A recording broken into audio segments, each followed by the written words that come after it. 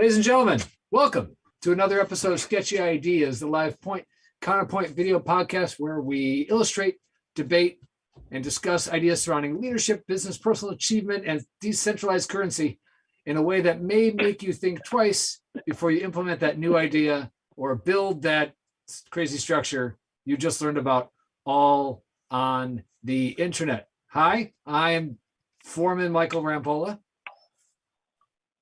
And I am Brad James. And today we are your co-hosts for this episode of Sketchy Ideas. We're calling Crypto for Common Folk Part 2. We're going to take we're going to talk today about cryptocurrency. We're going to take a deeper dive into it. We're going to make this concept easier to understand. Last week, we talked about what in the world is decentralized currency. Today, we're going to talk about how to go get some. Because if we just told you that there's money out there and you're not already asking how to get it, you're watching the wrong show. Let's get into that in a second. But before we do that, a word from our sponsors. Brad, that's your cue. All right. So as the holiday season approaches, if you're not ready for the holidays and you're a business owner, well, you're way behind. But that's okay. That's okay. That makes you normal. Don't panic. Don't get anxiety. Don't do any of that stuff. There is still time, especially if you're a small business that's looking to reconnect with customers, especially after this long 2-year hiatus that you've been trying to figure things out. But you don't have to do it alone. Often, the toughest thing when you're working in the day-to-day is to get outside of your business. So I'd recommend you get in touch with Erin over at Cream City Marketing. She's going to help you out. She's going to put together a plan for you for this holiday season and moving forward into 2022 so that your business can grow and scale and reach some of your goals. So do me a favor, reach out to Erin at creamcitymarketing.com and she'll get on a call with you and you guys can talk through some good marketing stuff. Thank you, Brad. And Sketchy Ideas is also powered by Spirity. Some days running your business feels like sitting at the controls of a machine, maybe an excavator, and you don't have the user manual and the levers aren't labeled and the dials and gauges are broken. Oh, and it's nighttime. Listen, your small business needs a user manual. Talk to us at Spirity. We would love to give you the user manual that your small business didn't come with, but should have. We'll help you label all the levers. We'll even tell you what they do. We'll make sure that all the dials and gauges are giving you accurate data readouts on the state of your business, and we will turn the lights on for you too. Bring in a spotlight if we need to. Whatever you need to get the insight into your business to make it grow and scale, Spirity has that for you. Reach out to us at spirity.com and learn more. All right. I heard we're going mining, so I grabbed my mining gear. And I put up the caution tape. I mean, safety first, OSHA would be proud. And I wanted to make sure I was ready. I didn't know what we were going to get into today. Last week I had no idea what we were going to get into. Now I get the gist of decentralized digital currency and why it's called a blockchain, because it's a chain of blocks, folks, if you missed that one.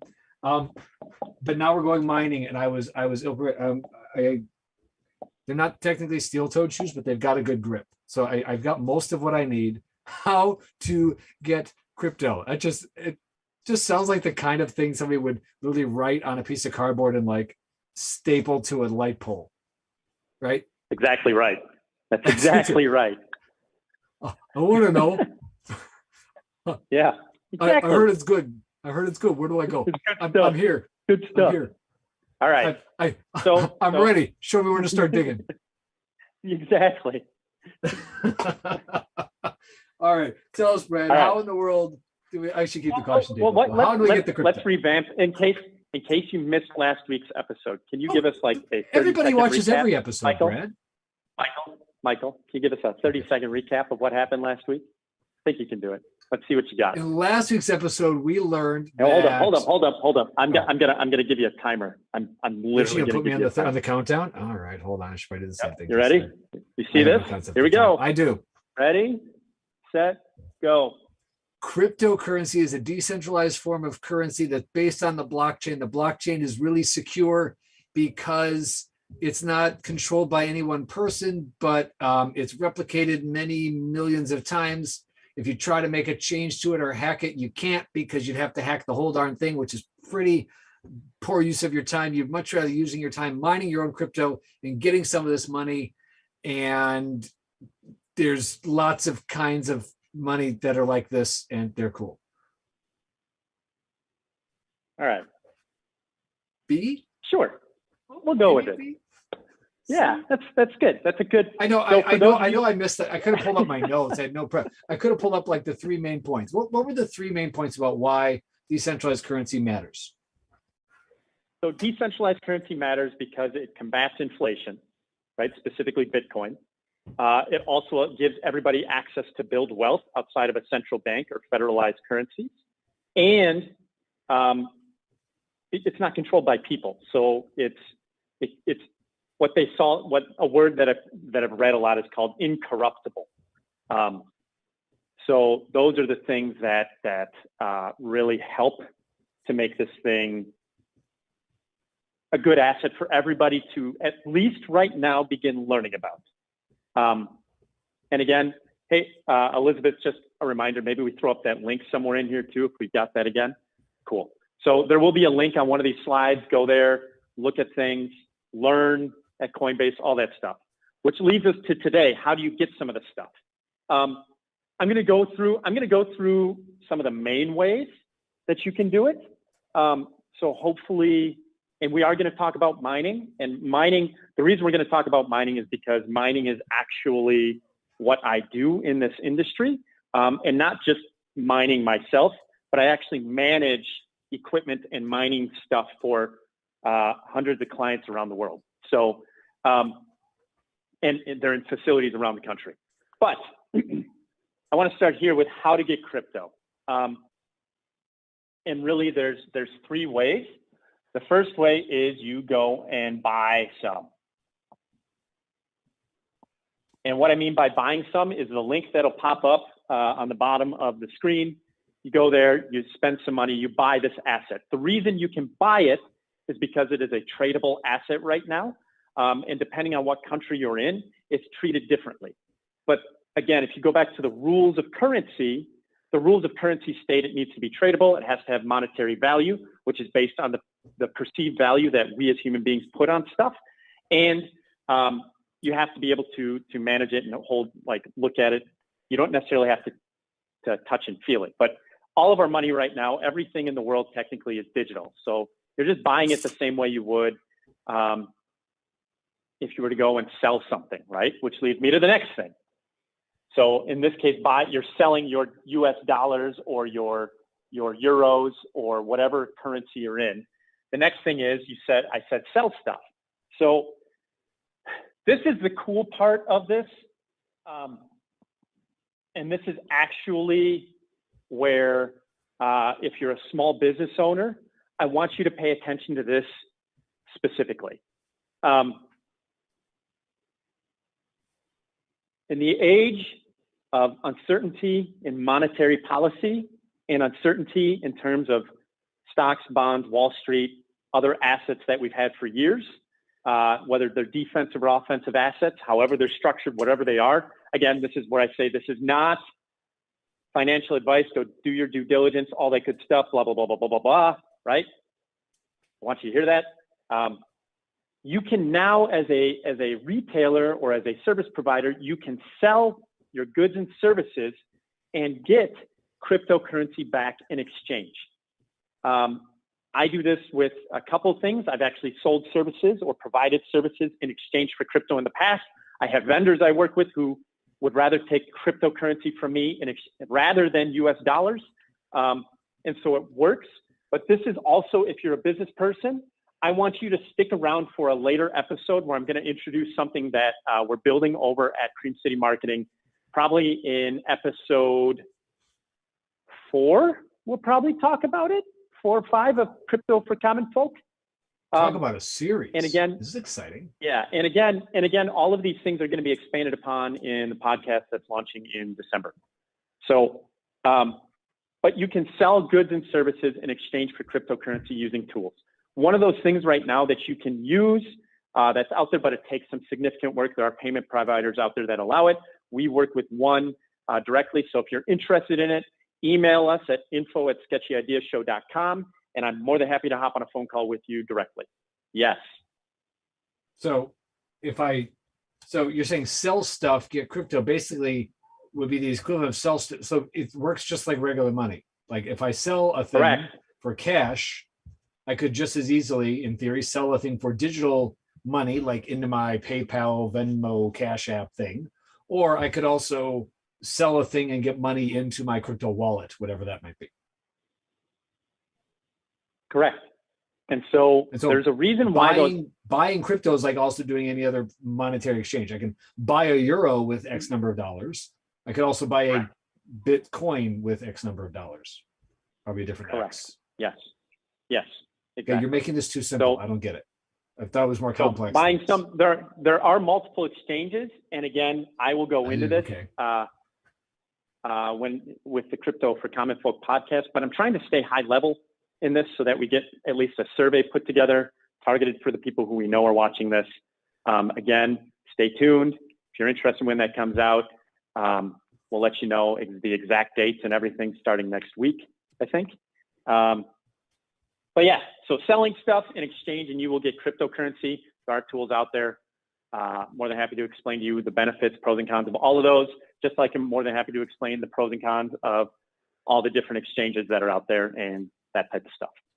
The last way, and the way that I'm excited about, because this is what I do literally on a daily basis. If you go follow me on Instagram, Facebook, all that stuff, you will see these things pop through.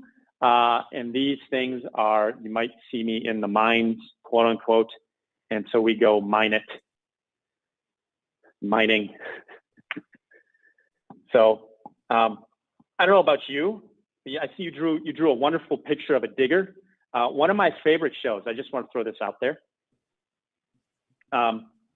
is I watch, when I have time to watch television, I like to watch Discovery Channel or like all the properties around it, because they have a show called Klondike Gold or Yes. Oh yeah. Yeah. Well, Okay. because you like not hearing half the words because they're being bleeped out. Those are your favorite shows? Yes. Those are Yes. great. That is my favorite show. That is why. Yes. But no, I like it because it's going to illustrate our ideas for us today. Okay. So I'm going to draw a little bit of a chart here. You can understand this whole mining concept at its base. A couple different drawings here. Hopefully they'll make sense. Everybody be warned. Brad is drawing pictures again. Why do you think I put the caution tape up? All right. So mining. What is mining? Okay. So Michael, let me ask you a question. How does your credit card get processed when you swipe it at a store or scan it? Magic. I mean, electronically it gets processed. Information Electronically, gets. great. Oh, okay. I got it right. Elizabeth, count that. 1. What happens? So electronically it gets processed. So at the store, right? At the store, pieces of information get collected together. So the store's store ID combined with the purchase amount gets combined with my credit card number, which connects to me. And those two things go out and somebody says, okay, we'll take this much out of this account, that amount, and move it over to the other account, essentially. Okay. How does that get sent from the store? Where does that Over go? the internet. Okay. So it goes where though? Well, assuming the store is, not on a phone line, I'm assuming not a modem, but it goes out to a clearinghouse, some sort of central exchange, a processor.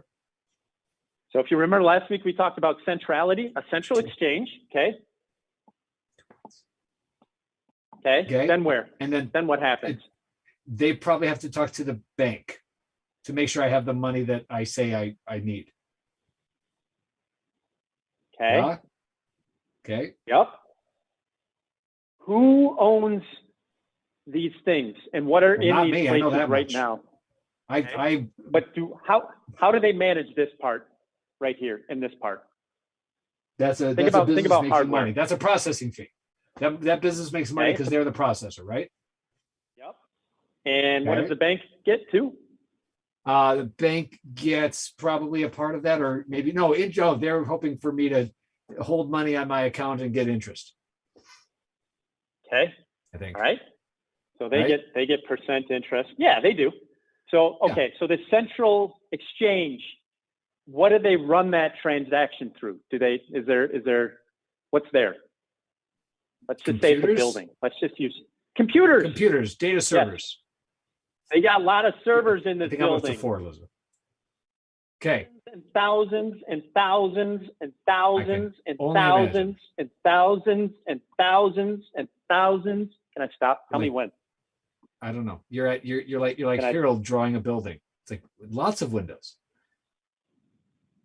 Those are all servers. Okay. These are all in this building. Okay. And Got they're it. all owned by one. They're all owned by one business, right? One central exchange, right? Some people buy cars, other people buy servers. Okay, I get it. But what I'm saying is that this is all owned by one entity, right? Square. Makes sense to me. Okay. What mining does is take this model, Yeah. and instead of it being a single entity, and we get rid of this essentially right now. Okay. And there's one for Michael, there's one for Elizabeth, there's one for Like, Brad, hey, there's one for we got Joe, there's one for Aaron, there's one for Happy Peggy, Thanksgiving. there's one for Vicky, Have a server. there's one for Keanu, there's one like. The point is this: it's essentially that same idea. Okay. The difference is that instead of a central entity buying and installing all of that equipment, people Got like it. you and me can go out and buy that equipment. I'm with you so far. How do okay, but when there was a Okay. processor, right? Mhm. They knew how to the processor was the one talking to all the servers and doing all the who's in between to make the things all talk the right way. Block. It's back. Blockchain. Oh. That was both exciting and a letdown all at once. I don't know why. I was expecting like I don't know, like an evil mastermind, and you're like technology. It's like, okay, that's cool, but also like I was hoping for, bald guy in a fancy suit. I don't know why. Okay, keep going. So the idea is that the blockchain now manages this and splits it out. So the point is, though, is that mining comes down to the fact when we talk about cryptocurrency, that it can be owned and it's decentralized, right? So Right. rather than one entity owning 1,000 servers, you have 1,000 people owning a single server. Got it. Each. Okay? The benefits of this, there's many, many benefits. One, remember we've gotten rid of the centralized bank, right? Central bank. Okay. We've eliminated our bank right now because there's humans there at that bank most of the time, right? We've gotten rid of people in these institutions handling this thing, right? Managing it, because this blockchain is set on a base of rules. These rules that are incorruptible. Remember, incorruptible rules. Okay. So what we've done is, remember, like, what's a credit card fee typically? Like 3.5% these days? Yeah. Give or take. Okay. What if I told you that most of these transactions are less than 1.5% when I go to the store? Well, that's exciting. So look at it from the standpoint of the store used to give to the central bank, right? To these guys, Yep. would give 3.5%. Now I'm giving 1 to, maybe less than 1%. Less than 1.5%, excuse me. But So as a business owner, let me ask you a question. As a business owner, which one would I rather use? well, business owners are always trying to switch processors to reduce their fees. Like that's a thing. Okay. So let me ask you a question. Is 3.5% more or is 1.5% more? Hold on. I know this one. 3.5% is more than 1.5%. Yeah. So which one as a business owner would I rather pay? The lesser one. The lesser one, that one. Okay. I'm on a streak So- here. so- Keep going. I like these questions.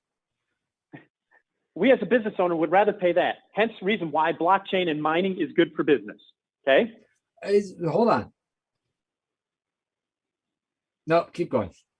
I'm jumping ahead. Keep going. Go. Okay. Nope. So My question is not yet. This might become a two-parter just on the mining, just looking at the time. Just saying. No, us? We don't do that. All right. So knowing that, let me ask, does the technology now, at least from a high level concept, make sense? From what mining from a how does it when it work? comes to Because cryptocurrency? Yes. Okay. as you're comparing the version we all know to the other version, like, okay, I got that part. Here's what I don't get. Like in the old version, it went from there to the bank. Like, what's the next? We did the processing, but blockchain was the processor. But like, where did that, like, who do we talk to about, do you have the money or not have the money? And where did the money move from account A to account B? This is where a wallet comes into play. I got that. No, actually, I don't. Where's my wallet? By the way, worst moment ever when you do that back pocket check and the wallet's not there. Okay, I got my wallet. Now what? Yeah. All right. So if you look at your wallet is physical right now, right? Just like fiat. If you remember last week, we pulled out one of these guys, right? We said, hey, I remember him. Cool. Hold on, do I still have him? That's the better question. We do. It's been a good week. Okay, we still got him. So this goes into my wallet, right? Yes. In the olden days, before money was digitized in the 80s, or 70s, whatever era, then once it got digitized, then we started using these. Well, I got one of those too. Not that one, but something like that. Now our wallet doesn't really exist here. We've got many wallets. One wallet lives with us. The other wallet goes and is tied to the bank or a bank, whether it's a credit card or bank, a credit union. Like all three of those you've are got a wallet, like a wallet on your phone, kind of thing. But it's usually it usually contains all of these things. Just like you can add your cards to the digital wallet. It doesn't really do much yet. A wallet in this thing, right? If you use Apple Pay or Google Pay or whatever, there's a wallet there. Okay, same idea. But that's just a shortcut to my other wallet. Correct. So what I'm saying is that this is another thing to keep in mind. What has happened over the years, right? Let's go back to this transaction, because you're actually bringing up a very good point that I want to get to that I wasn't going to bring up, but it's a really good point. Leave it to me. So if this is the store, I don't know if this counts for me or against me, Elizabeth, but we'll figure it out. Okay, this is a store. I used to get cash, right? I used to get one of these dollar bills, and you know, with a present down there. I'm not good at drawing. Remember, you know. Well, we know. We can tell. That's why we label it store. Okay, but now it's no longer cash or checks, right? Remember checks? Those of you who remember checks, right? Yep, good. Went to there. Whatever 1000, right?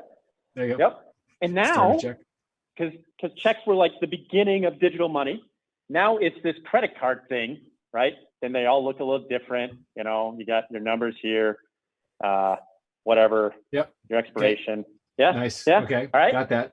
Right. Now doing the same thing the check was doing, just faster and digitally, but it was still the promissory IOU. It just sped up that thing.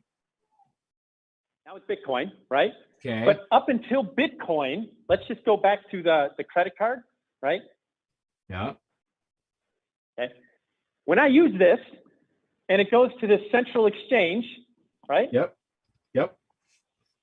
And then it goes to the bank. The thing that has happened in the last, let's just say, since the age of the internet, okay? Look that up. Remember how we said it was 3.5%? It's like generations. Yep. 3.5%. What ended up happening is this fee has actually gone up over the years. If you look at it, it's gone up. Over time, okay.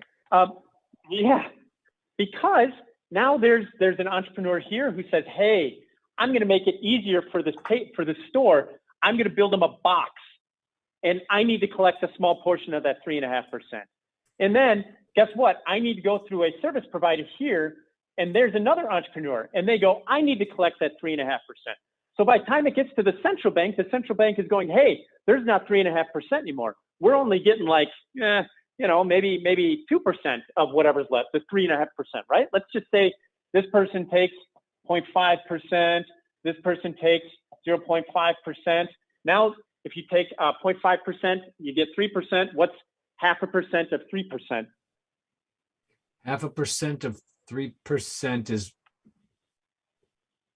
it's not half. Long story short, it's a lot less. Here's the deal. The point is now where banks actually are paying this group too in order to have this technology, because some entrepreneur says, hey, we did it over here at the store. Let's do it over here at the local bank. And everybody's going after this. That's what's been happening. That is what has been keeps getting happening sliced for and years. diced down to all these other little pieces. Yes. Is what I'm seeing. Yes.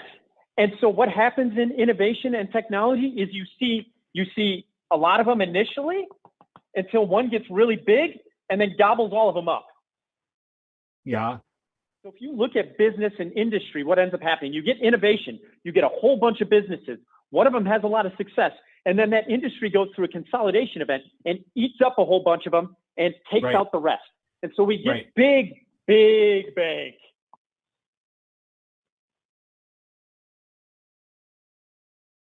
And the big bank now, guess what? The big bank goes, I just got more of that 3.5%. Because it used to be I got a part of it. Now I've got more parts of it because I'm on multiple parts of the process. Because now I bought this guy, I bought this guy, I bought this guy. Wait, the bank owns the store now? Shit. No, the box in the store, the little box in the store. Forgot about the box. So if you look at the terms and conditions, if you are a store owner or a retailer and you get something from one of the payment service providers, you do not own that computer most of the time. That makes sense. Look at the terms and conditions. You don't own it. You pay for it. You don't own it. That makes sense. The bank owns it. The big bank in the middle. Not your little bank, not your local bank, the big bank. The big bank doing the processing bank? Yeah, the one that bought all the stuff. So again, what we're seeing with mining is another innovation going on right now. The financial innovation boom in fintech, right? We've probably all heard that term, fintech. Fintech's kind of a big deal right now, especially in Milwaukee. Those of you who know the Quiet Company is doing a lot of investment in fintech. Look it up if you don't know what fintech and Quiet Company mean. We're reaching the end of our time. We've already passed it. My point is, all right, as a small business owner, knowing that that's the process, because the reason that big bank can do it is because they own all those servers, right? Right. So they go, nah, man, this is mine because we own it. We can raise the rates so that you get less and less and less and less and less of what you actually make because the big bank owns it. But let's say this. Let's say that all of those 1,000 servers are spread out across a bunch of people.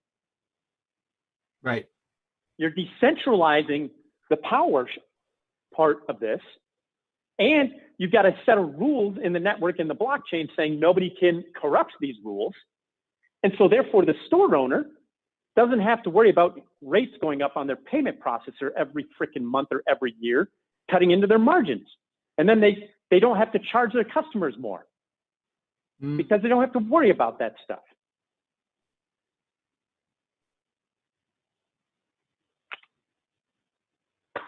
Think about it.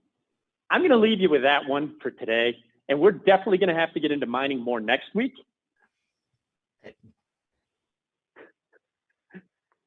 Okay, hold on. So somebody has to manage the technology for my digital wallet the same way a bank manages their version of my digital wallet, which is the credit card, right?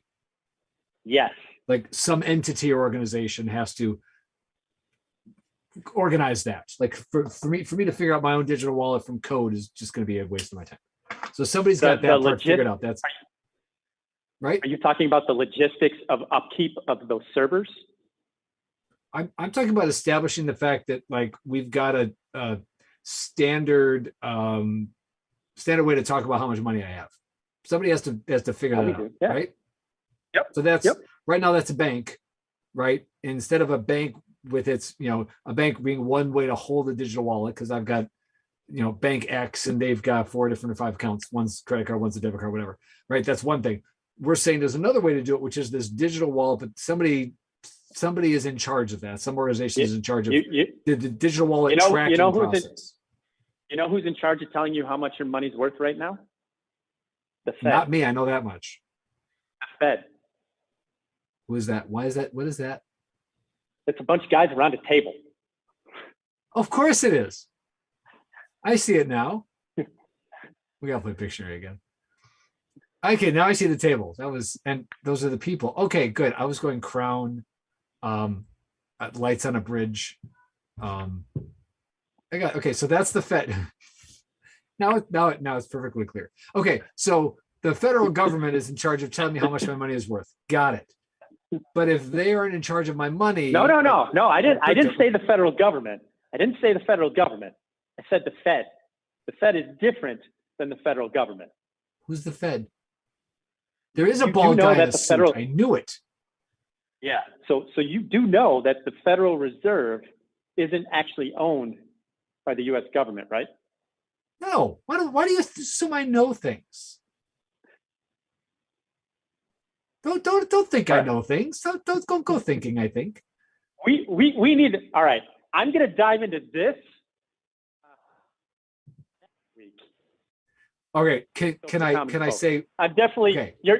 Hey, Elizabeth, I need you to write down for me all the topics I went over that I clearly have to expound upon in today's episode, because this. Hey, no, you're proving a phenomenal point for me. All right. That I don't In a know as previous much stuff life- as I pretend I do. I gotta told you that. No. That's not what I'm saying. The point is this: is that so when I ran a financial services practice in my early professional career, like it was just me, so it wasn't like a big thing. It was me. I was trying something out. I was testing it like an entrepreneur should do to see if it works, see if it fits, see if you enjoy it. Cool. I did it. It wasn't for me. Basically sold the book of business, had some cash, good to go. The point is in that experience that I was having running that, I was spending so much time doing education for people on basics of financial literacy and Makes how sense. money actually works. That this is part of the reason why cryptocurrency for me is drawing me to it, because it's allowing and forcing people to have conversations to learn actually what is going on in the world of money and how money actually works. Money is just a tool. Money is not evil. Money is not bad. It is not good. It is just a tool. It's just like your sledgehammer, right? Can you pull up your sledgehammer again, please? And I'm gonna end with this because I think this is an important point. Is that sledgehammer good or evil? Depends on how I use it. There it is. Depends on who is using it and how they are using it, period. So Right. I want people to understand, if you're watching this, money is just a vehicle. It's just a tool. It's just like your car. It's just like that sledgehammer. It's just like a computer. It's just like anything that is an inanimate object. It has nothing to do with the tool. It has to do with how it's being used, because how it's being used tells you a lot about the person who is using it. Oh, we just went like that was deeper So than with I thought that- it was going to. Yeah, we got to hold there. With that, here's the deal. You've just doubled down and tripled down for me why it's important to continue talking about this on this show, and why it's so much more important as well for me to spin up this other podcast to go through this stuff, because it is important and it's necessary for everybody in the world today. Because if you don't understand money and how it works, you're probably not going to have the success you want in your life, because you're going to mismanage it and lose it and not know how to grow your wealth, period. And that's okay. I have to agree with that. I have absolutely right. And that's okay that you don't know it. You're not alone. There's a Right. reason why people are scared of money, and it's because they don't know how to use it, Right. period. So here's Like, the deal. like Next week, any, we're actually like going any to go. other power tool. I don't know how to use it. I don't keep that thing Correct. away from me. Yeah. So next But I week, know I need I it. want to go back into mining. I like it. I want to go back into mining. I want to describe for you. I'm going to give you some images. I'm actually running a course next week with a whole bunch of people wanting to build their own mines or That's facilities. pretty cool. So I actually know what this stuff means, friends, a lot. Well, that's nice. Elizabeth, I'll be getting so- less points next time, probably. So hope I earned enough to archive them. By the way, Michael's helped out in the mine. He just won't tell you. So next week I'll pull up a picture. So Elizabeth, be ready to see it so we can drop a slide up to show what that looks like too. All right. With that, I hope you enjoyed today's show. If it was helpful, screen cap it, share it wherever you're listening to it. If it's on Facebook, YouTube, whatever, share it with your friends. Give us comments and feedback. If you have questions, comments, concerns, info@sketchyideashow.com. If you're listening to it on a podcast, again, screen cap it, comment, tag us in it. Please tag us in it, because then Elizabeth is going to make sure that if you tag us in it, that we repost it on our own stuff. And again, remember, sketchy ideas. Because it's a sketchy idea doesn't mean it's not worth exploring. And this is one of the big ones.